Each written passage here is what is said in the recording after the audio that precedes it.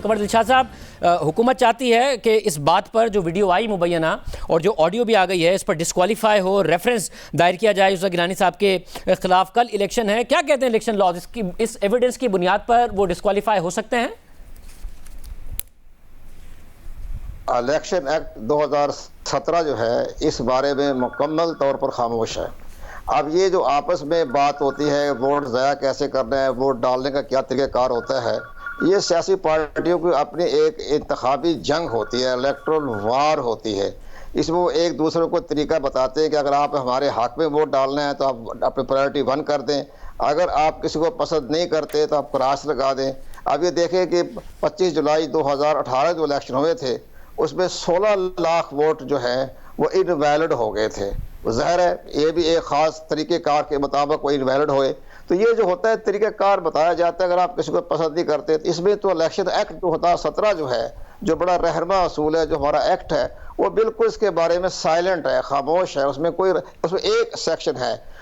Article जो section 167 168 और 69, उसमें ये लिखा हुआ है कि अगर कोई प्रिजाइडिंग ऑफिसर या इलेक्शन स्टाफ जो है किसी को ज़बरदस्ती किसी का वोट ज़ाया करे, स्पॉइल करे, निशान लगा दे, तो उसमें तो उसके खिलाफ, उस एहलकार के खिलाफ तो मुकदमा दर्ज हो सकता है, 3 साल की 6 महीने की सज़ा हो सकती है। वो तो करंट प्रैक्टिस में आता है। लेकिन ये जो बाहर बैठ कर एक दूसरे को तरीका बताते हैं, तो ये मेरी नाक़िस राय के मुताबिक इस पर इलेक्शन एक्ट 2017 खामोश है। मगर साहब, जब वोट रिजेक्ट होता है तो वो क्या दोनों जमातों के, जितनी भी जमातें उनके पोलिंग एजेंट्स को दिखाया जाता है कि ये वोट है जो रिजेक्टेड वोट है और इस बुनियाद पर ये रिजेक्टेड वोट है?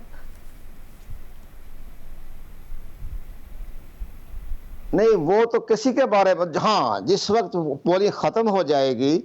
और जिस वक्त काउंटिंग की जाती है, तो काउंटिंग के वक्त जो है वो रिटर्निंग ऑफिसर और उसके दोनों जो हैं पोलिंग एजेंट, पोलिंग ऑफिसर जो हैं, वो एक एक बैलेट पेपर चेक करेंगे। जो पेपर देखे इनवैलिड है या निशान गलत लगाया गया या उसमें निशान लगा दिया गया या प्रायोरिटी सही नहीं लगाई गई, तो इनवैलिड वोट की एक तरफ उसको जो है वो बैग में बंद कर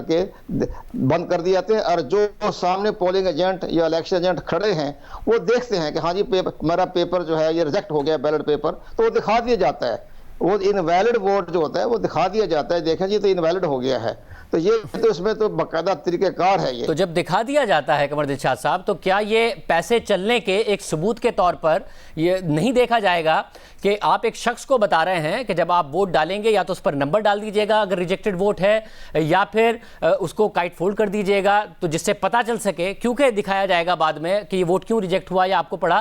तो ये बादी नज़र में नहीं पता चल रहा कि बाद में अदायगी के लिए है, एविडेंस के लिए, क्योंकि वो कह रहा है आपको पता चल जाएगा ना, वो वीडियो में जब कहता नजर आ रहा है। ये भी एक टेम्परिंग का तरीका तो है कि अगर वो निशान लगाने के साथ साथ कोई निशान लगाता है कि जी हमने ये वोट ज़ाया कर दिया, तो ये ज़ाहिर है कि ये सारे तरीक़ेकार जितने भी इलेक्शन के दिनों में इस तरह के तरीके इख्तियार किए जाते हैं, इनवैलिड वोट किए जाते हैं। इस लिहाज से बहुत से केस ऐसे भी आए कि उन्होंने हॉर्स ट्रेडिंग भी कर ली, पैसा भी 2-4 करोड़ रुपया ले लिया, लेकिन वोट को इनवैलिड कर दिया। वो कहा जी मुझे पता नहीं था, मैंने प्रायोरिटी के साथ निशान लगा दिया, वो मैंने गोल सर्कल लगा दिया, मुझे नहीं पता था, सर्कल इसलिए लगा दिया कि शायद अच्छे तरीके से मैंने आपको वोट कास्ट कर दिया। तो ये बहाने होते हैं। लेकिन बहरहाल मेरा अपना पॉइंट ऑफ व्यू है कि इस तरह के वीडियो जो है वो जो पेश हुई है, या सैयद अली हैदर गिलानी ने जो अपना एतराफ़ किया है प्रेस कॉन्फ्रेंस में, ये वैसे इन प्रिंसिपल देखा जाए तो अच्छा नहीं है। ये मतलब अच्छा नहीं है, मगर एक उम्मीदवार का बेटा ये करता हुआ नजर आए, उसके बाद मान भी ले और वीडियो में जो कुछ नजर आ रहा है फिर एक ऑडियो में, तो इलेक्शन कमीशन कोई कार्रवाई कर सकता है ना? यानी